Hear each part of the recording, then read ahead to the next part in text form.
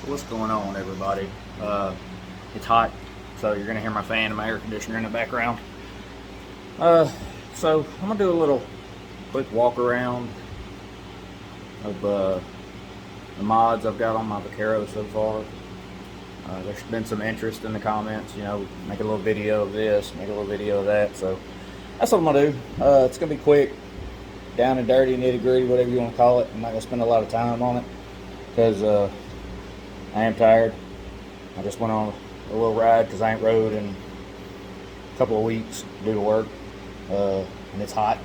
Like the humidity is like 80% today, and it's still around 100 and some odd degrees.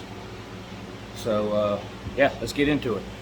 So from front to back, the first thing is it's a Harley Davidson wheel.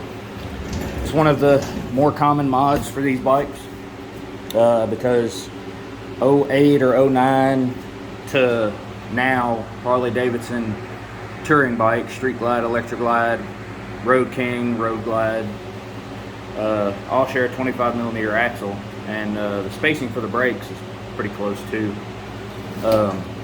For mine, I did a different route because I want easy wheel change if I decide to go to a 19 or something like that. So I had a local machine shop take some material, an 1/8 inch off of each brake mount right there. Wheel rolls extremely smooth, no binding, very minimal disc drag, so you know that's a plus. I'll leave a in the description. I'll put the measurements for the spacers. I think it's 1.295 and 1.205. But yeah, this is an 18 inch. I don't remember which wheel this is, but it's an 18 inch wheel off of a 2011 or 2012 Street Glide. And then of course I run a Shinko Shinko SE 890 Journey radials. I love these tires. They've taken me a long ways away and brought me back without issue. And that's that. Next thing I get asked about, my bars. These are hard case performance, 10 inch rise, straight, no pullback, with some, I want to say these are built well tracker mids. I don't remember 100%. Right at 2 inches of rise. These bikes can accept 12-inch rise without having to change the cables. I didn't have to turn my brake line or nothing like that. It's still in the factory place. It still has plenty of slack, and it's not bound up.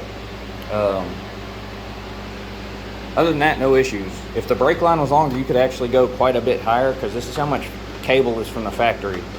But I like 12s. It's a good thing. But that's them. The spacing isn't correct.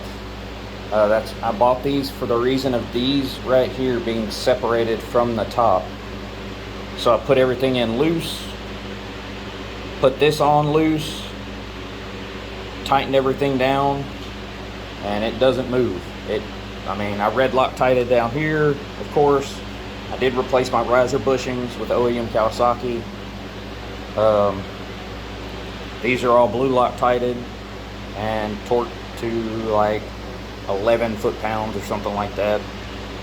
My phone mount, this is a quad lock, the vibration isolator. I love this thing. I will never buy another one. Speakers, I did upgrade the factory 5 1/4s to some Scar TX 5.25s. They sound a lot better, and you know, because I like audio, but I don't care about it that much. Seat, it's an OEM Kawasaki solo seat.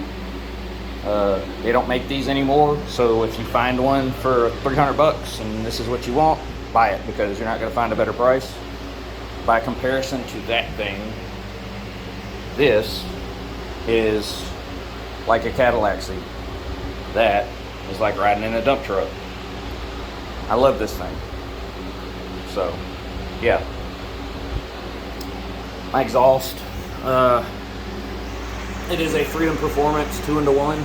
2-in-1s sound amazing on these. They also get rid of that horrible vibration feel that these bikes are known for putting, if you put duals on them. Yeah, it sounds amazing. I believe I have a sound clip on YouTube already. If not, let me know and I'll make one. You know, air filter. It's a stock air filter setup, which air filter is actually over here. It's just a K&N drop-in filter, no big deal.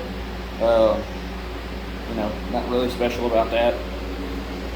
My setup is, my front forks.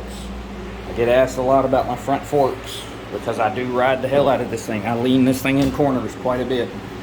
I'm running Race Tech front springs and Maxima 15 weight. I do have one of the smaller holes in the valve down here that sits down here.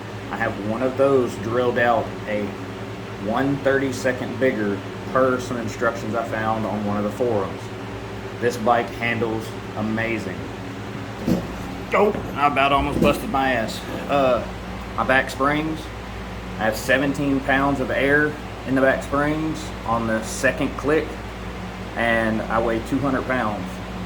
The bike handles great. It has no unneeded drop. It doesn't ride rough, nothing like that. It's, all in all, a amazing bike. I highly recommend the Vaquero to anyone.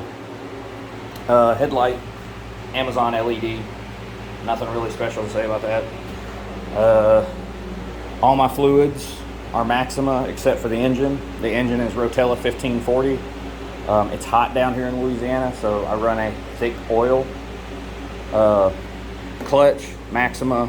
Brake fluid, Maxima. New pads, front and rear, of course. Really, that's all I can say about it. I do have the Bluetooth adapter. It is one of those Bovies, and I got the adapter off of eBay. Plugs into the factory spot, you know.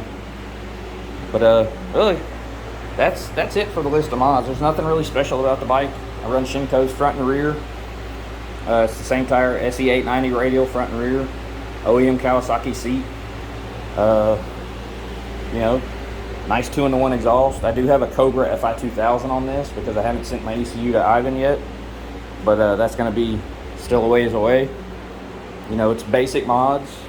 If anybody has any questions, specific questions on how I did something, please feel free to, you know, put it in the comments and I will let you know in detail, because you know, I am one for the people.